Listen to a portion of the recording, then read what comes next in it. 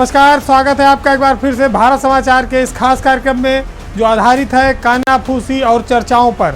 तो चलिए शुरू करते हैं पावर सेंटर।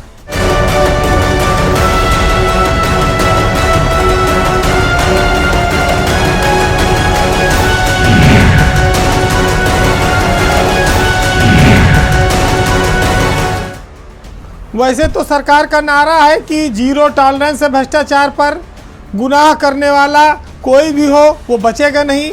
लेकिन अफसरों के मामले में और ख़ास अफसरों के मामले में इसमें थोड़ा अंतर है। ये आम आदमी पर तो लागू होता है, कुछ सामान्य अफसरों पर भी होता है, लेकिन ख़ास अफसरों पर ये नारा लागू नहीं होता।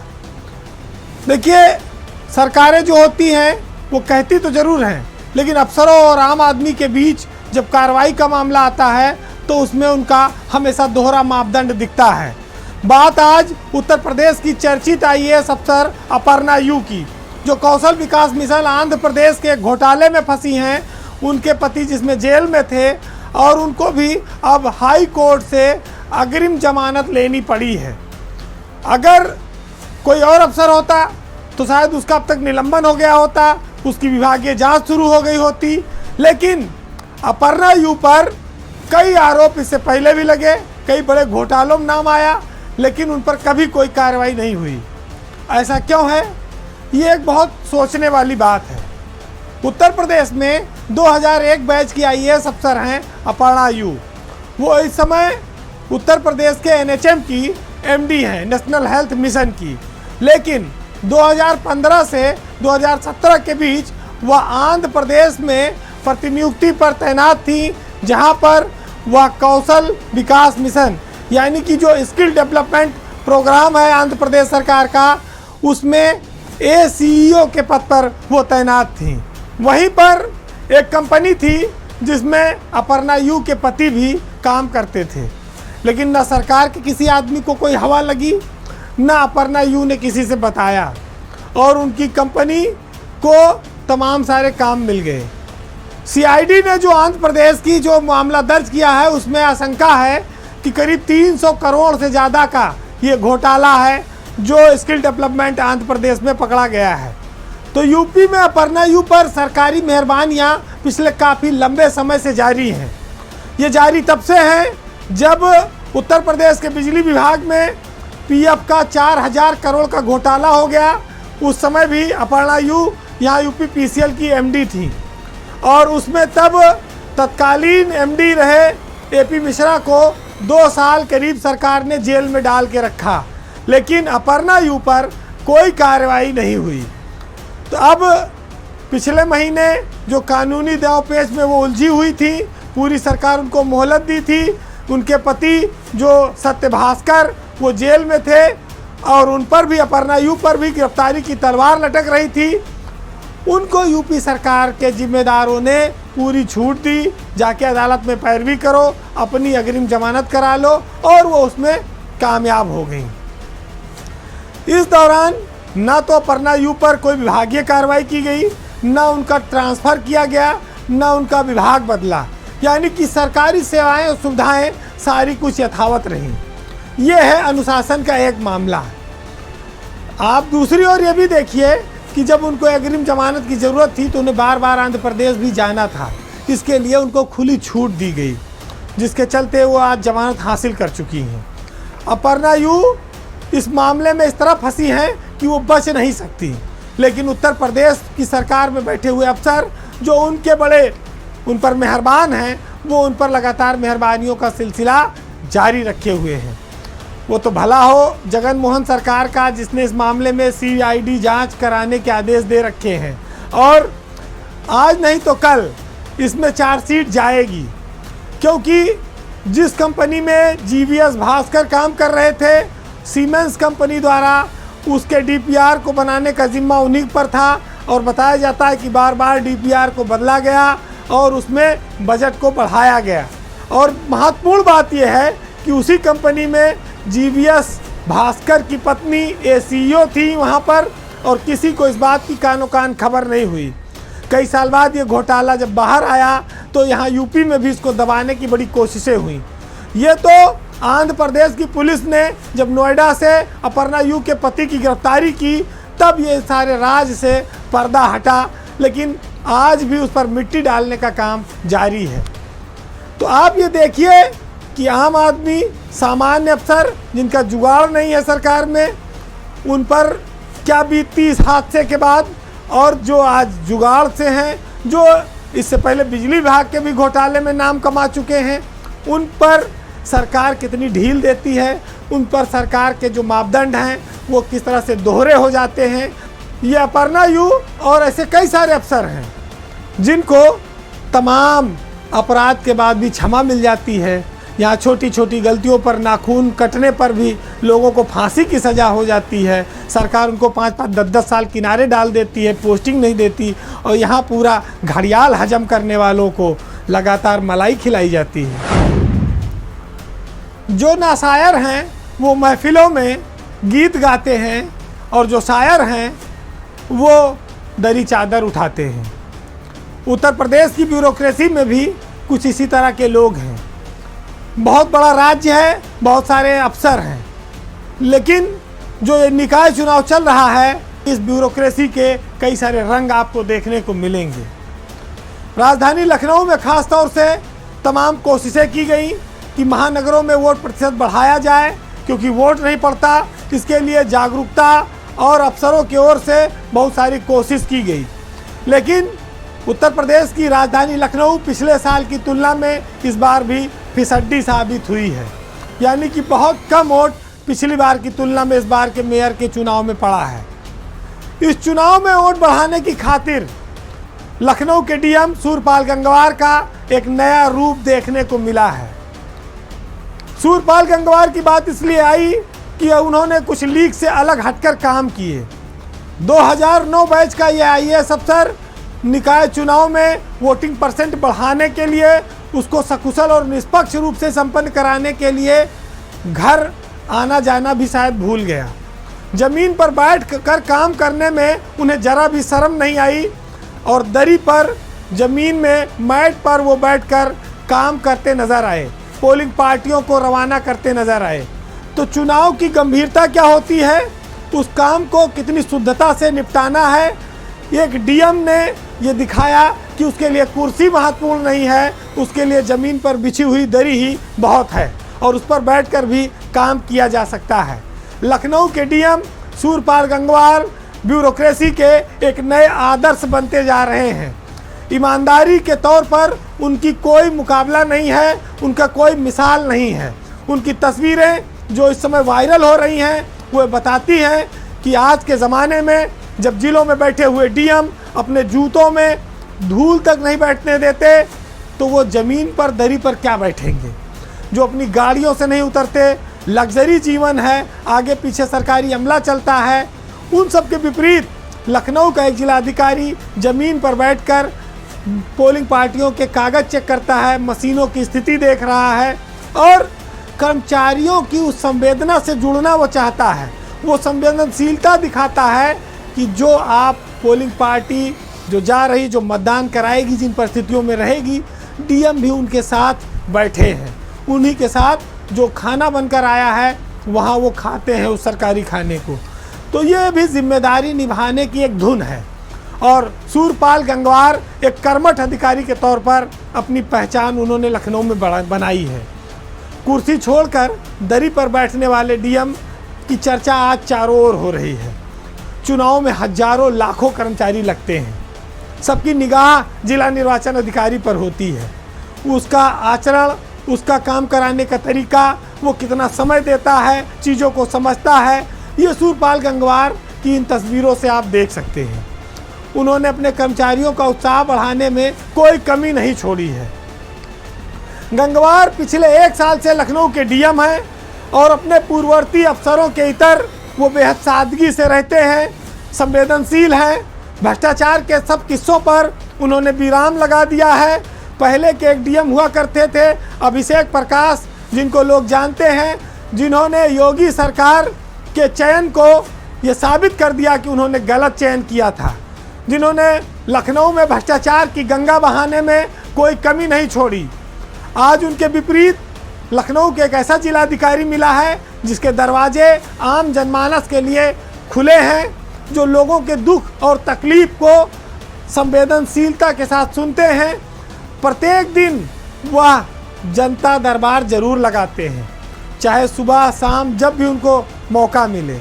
ये सूर्यपाल गंगवार की विशेषता है। सूर्यपाल ने सूर्य की तरह चमकते हुए इस काम को, इस चुनाव को निष्पक्षता के साथ और पारदर्शी ढंग से संपन्न कराया है। उनकी कोशिश और मेहनत थी कि ये चुनाव का मत प्रतिशत बढ़ाए, लेकिन कई कुछ कमियां रह गई होंगी जिसमें उन्हें कामयाबी नहीं मिली। लेकिन उसके विपरीत इस बात को नहीं भुलाया जा सकता कि एक जिलाधिकारी ने पूरे मनोयोग से, पूरी मेहनत और लगन से इस चुनाव को, इस लखनऊ को नंबर 1 बनाने के लिए रात दिन काम किया। ना तो सोना देखा, ना परिवार देखा, ड्यूटी के माने 24 घंटे काम करना देखा। तो सूर्यपाल गंगवार योगी सरकार की एक राइट चॉइस के तौर पर लखनऊ के जिलाधिकारी हैं और उन्होंने योगी सरकार की उम्मीदों पर, उनके द्वारा दिए गए जिम्मेदारी पर वो खरे उतर रहे हैं और ईमानदारी की एक नई मिसाल और सादगी की एक नई मिसाल वो पेश कर रहे हैं। उत्तर प्रदेश राज्य की जो ब्यूरोक्रेसी है, जो अफसरशाही है, ये बहुत बड़ी है। बहुत सारे स्टेट के अफसर यूपी कैडर में है, काम करते हैं। हमारे एक गाना भी बहुत पहले आया था कि यूपी में का बा, यूपी में बिहार बा, या ये कहें कि उत्तर प्रदेश की सरकार और ब्यूरोक्रेसी पर इन दिनों बिहार के अफसरों का जलवा चल रहा है। समीकरण कुछ ऐसे बने हैं कि योगी सरकार के महत्वपूर्ण पदों पर बिहार के अफसरों का अचानक से कब्जा हो गया है। सरकार में जो सबसे ताकतवर पद हैं वहाँ पर बिहार के अफसर ज़्यादा बैठे हैं। आज हम आपको ऐसे आधा दर्जन अफसरों के बारे में बताएंगे जो बिहार से आते हैं, लेकिन योगी सरकार को वही चला रहे हैं। असल में पर्दे के पीछे रहकर सारी जिम्मेदारी वही निभाते हैं। तो बिहारियों के लिए वैसे भी कहा जाता है कि वो जहाँ जाते हैं अपनी अलग पहचान बनाते हैं। आज उत्तर प्रदेश में बिहार और बहार दोनों बिहारियों के दम से है।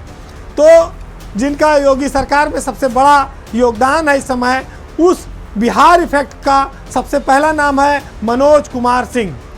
उत्तर प्रदेश की ब्यूरोक्रेसी में 1988 बैच के IAS अफसर मनोज कुमार सिंह बेहद ताकतवर अफसर माने जाते हैं। वो प्रदेश की जो दूसरे और तीसरे नंबर की कुर्सी है इस समय IIDC की और APC की, दोनों पर वह काबिज है। आप ये भी कह सकते हैं कि यूपी में चीफ सेक्रेटरी के बाद जो सबसे पावरफुल पद है, जो सबसे बड़े पद हैं, वो मनोज कुमार सिंह के पास है। मनोज कुमार सिंह के बाद बिहार राज्य से आने वाले जो सबसे ताकतवर अफसर उत्तर प्रदेश में हैं वो हैं 1995 बैच के संजय प्रसाद। संजय प्रसाद योगी सरकार के बेहद पावरफुल और भरोसेमंद अफसर हैं। संजय प्रसाद सीतामढ़ी के रहने वाले हैं और उनके पास इस समय प्रमुख सचिव मुख्यमंत्री, प्रमुख सचिव गृह और प्रमुख सचिव सूचना जैसे बहुत बड़े बड़े विभाग हैं जो सीधे मुख्यमंत्री के भरोसे को दर्शाते हैं। इसमें कोई शक नहीं कि संजय प्रसाद CM के बेहद निकट हैं और उनके उम्मीदों और भरोसे पर खरे उतर रहे हैं।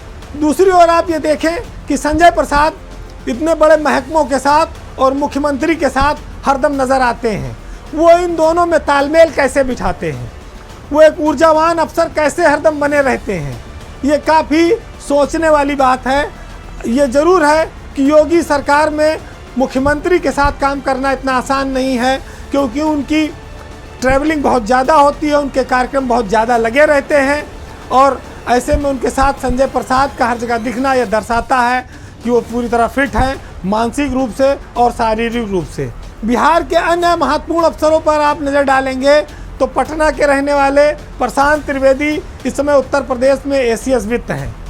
हालांकि अगले महीने उनका रिटायरमेंट है, लेकिन वित्त विभाग बहुत बड़ा पद होता है।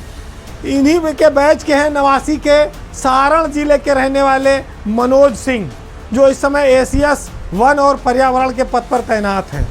मनोज कुमार सिंह भी काफ़ी लंबे समय तक विभागों में रहते हैं। नवासी बैच में ही एक और महत्वपूर्ण अफसर हैं बिहार के बेगूसराय के रहने वाले अमित मोहन प्रसाद। अमित मोहन प्रसाद योगी सरकार में बड़े लंबे समय तक स्वास्थ्य विभाग के मुखिया रहे। आजकल वो लघु उद्योग विभाग में हैं, एसीएस हैं। उन पर भी सरकार की बड़ी मेहरबानियां रहती हैं। आगे बढ़ते हैं, पटना के रहने वाले 2 अफसर हैं जो इसमें योगी सरकार में बेहद महत्वपूर्ण रोल में हैं। उनमें हैं पहला दीपक कुमार और दूसरे हैं अमृत अभिजात। ये योगी सरकार के खास अफसरों में हैं। दीपक के पास बेसिक और माध्यमिक शिक्षा जैसे बहुत बड़े बड़े विभाग हैं और अमृत अभिजात के पास नगर विकास, जो बहुत सीनियर अफसरों को किसी ज़माने में मिलता था, बहुत बड़ा महकमा है जिसमें सारे नगर निगम और जल निगम तमाम सारे बड़े विभाग आते हैं, उसके वो मुखिया हैं। तो ये बिहार का क्रेज है और बिहार के अफसरों की जो ताकत है वो उत्तर प्रदेश में कई महत्वपूर्ण महकमों में दिखती है। सबसे ज़्यादा अगर आप ये कह सकते हैं कि यूपी में बिहार के अफसरों का जलवा है तो इसमें कोई बड़ी बात नहीं है। वैसे तो झूठ, फरेब और भ्रष्टाचार हर तरफ फैला है, लेकिन अगर अफसर इसको करने पर उतर आवे तो वो सरकार की आंखों में भी दिन में भी धूल झोंक सकता है। उत्तर प्रदेश की ब्यूरोक्रेसी में कई अफसर ऐसे हैं जो सरकार की आंखों में खुलेआम धूल झोंक रहे हैं। सरकार ने जनता की शिकायतें सुनने के लिए जो पोर्टल बनवाया है उस पर पूरे उत्तर प्रदेश में झूठी रिपोर्टें लगाई जा रही हैं। ये हम नहीं कहते, ये सरकार ने जिस एजेंसी को इस पोर्टल से फीडबैक लेने के लिए लगा रखा है उसकी रिपोर्ट कहती है। सरकार ने जब इस बात की जांच कराई कि मुख्यमंत्री के पोर्टल पर जन शिकायत निस्तारण पोर्टल पर जो समस्याएं आती हैं, शिकायतें आती हैं, उनमें जनता की शिकायतों का जो निस्तारण होता है उससे जनता संतुष्ट है कि नहीं, जब इसकी जांच कराई गई तो 75% जनता असंतुष्ट नज़र आई है। यानी कि 75% लोगों की रिपोर्ट अफसरों ने झूठी लगा दी। सीएम योगी के IGRS पोर्टल पर जिलों के अफसरों ने मजाक बना रखा है और वो झूठी रिपोर्ट लगाकर जनता को चुप करा देते हैं। उनको इस बात का भी डर नहीं है कि इस पोर्टल की समीक्षा होती है, अगर मुख्यमंत्री ने इसको देख लिया और अफसरों ने इसका संज्ञान ले लिया तो उनके खिलाफ कार्रवाई भी हो सकती है। लेकिन अफसर बड़े बेखौफ हो चले हैं क्योंकि नेताओं और मंत्रियों की हालत पंगु है। वो ज़्यादा जिलों में अफसरों पर दबाव बनाने की स्थिति में नहीं है। अप्रैल का जो महीना है इसमें IGRS पोर्टल पर 6,36,000 शिकायतें एक महीने में आईं, लेकिन करीब जो 6,36,000 में 5 लाख शिकायतों पर अफसरों ने झूठी रिपोर्ट लगा दी। अब जब मुख्यमंत्री कार्यालय ने इसका फीडबैक लिया है तो खाली 25% लोग संतुष्ट पाए गए हैं IGRS पोर्टल पर लगी रिपोर्ट से। शेष 75% लोगों ने इस रिपोर्ट के प्रति नाराज़गी जताई है, असंतुष्ट हैं और सरकार के इस तौर तरीके पर वो बेहद खफा हैं। तो ऐसे में सरकार ने सबसे खराब प्रदर्शन करने वाले 10 जिलों के DM और SP की एक सूची जारी की है। माना यह जा रहा है कि एक चेतावनी है, चूँकि चुनाव चल रहा, आचार संहिता लगी है, लेकिन इसके बाद इन अफसरों पर कार्रवाई तय है। IGRS पोर्टल पर सबसे खराब, असंतोषजनक जो फीडबैक आया है उसमें गुणवत्ता निस्तारण करने के मामले में उसमें मुख्यमंत्री का जिला गोरखपुर सबसे पहले है, जो वहाँ के DM हैं कृष्णा करुणेश, कानपुर नगर के DM विशाख जी, वाराणसी के DM S राजलिंगम, प्रयागराज के DM संजय खत्री और सहारनपुर के DM अखिलेश सिंह। ये 5 बड़े नाम हैं। जितने महानगर हैं यूपी के, वहाँ के जिलाधिकारियों के नीचे जो उनके मातहत अफसर हैं, ये सब झूठी रिपोर्ट लगाकर पोर्टल पर दे देते हैं और जनता की समस्या का निस्तारण लिख देते हैं। लेकिन देखिए अब ये पकड़े गए हैं। पुलिस के मामले में अगर आप जाएंगे तो सबसे पहले वहाँ भी कानपुर की पुलिस नंबर 1 पर है जो फर्जी रिपोर्ट लगाती है। ये सारे आंकड़े उसमें आए हैं। वाराणसी जो कमिश्नरेट है, कानपुर के बाद वाराणसी कमिश्नरेट, तीसरे नंबर पर बाराबंकी की पुलिस है। यहाँ के SP दिनेश कुमार सिंह जो सरकार की नाक के नीचे लखनऊ में बैठे हुए हैं, उनके यहाँ से पोर्टल पर मुख्यमंत्री के झूठी रिपोर्टें लगाई जा रही हैं। गोंडा से SP आकाश तोमर, शाहजहांपुर के एसपी यश आनंद, इनके जिले भी इस मामले में फिसड्डी साबित हुए हैं। अब आप देखिए कि सरकार डीएम और एसपी को कितने अधिकार देती है, कितनी सुविधाएं देती है कि जाके जिले में जनता की सेवा करो, मदद करो, तहसील और थाने में बेईमानी और भ्रष्टाचार खत्म हो। लेकिन जब वहाँ से न्याय लोगों को नहीं मिलता तो लोग इंटरनेट का सहारा लेते हैं, लोग मुख्यमंत्री के पोर्टल पर शिकायत करते हैं इस उम्मीद से कि मुख्यमंत्री इसकी खुद समीक्षा करते हैं।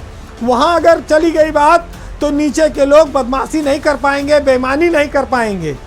लेकिन देखो, हर का माने पर का न माने।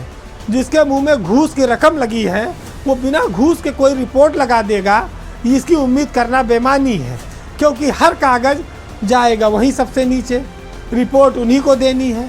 वो घूम फिर के फिर उल्टी रिपोर्ट लगा देंगे। चलिए, कम से कम शासन और सरकार में कुछ ऐसे लोग बैठे हैं जो इस बात की चिंता करते हैं कि हमारे यहाँ जो निस्तारण दिखा रही है वो जनता को लाभ मिला उस निस्तारण का कि नहीं मिला, वो चेक कर लेते हैं गाये बगाए इसके लिए सरकार की थोड़ी तारीफ भी करनी होगी।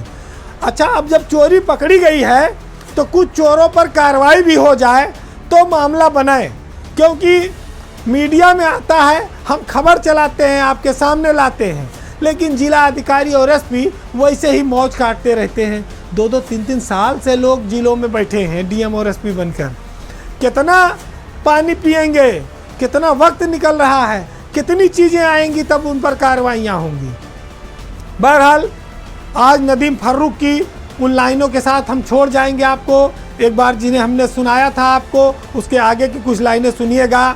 हमें भी ये देखना है कि रहेगी लहजे में धार कब तक, और तुम्हारे लफ्जों की कैचियों से परिंदे होंगे शिकार कब तक। अब न मैं उसका तलबगार रहा और न मेरा पागलपन, रहेंगे हम भी बेवकूफ़ कब तक, रहोगे तुम भी होशियार कब तक। ये वक्त जिंदगी भर किसी का होकर नहीं रहा है, और रहेंगे हम भी गुनहगार कब तक, रहोगे तुम भी बेकसूर कब तक। नमस्कार।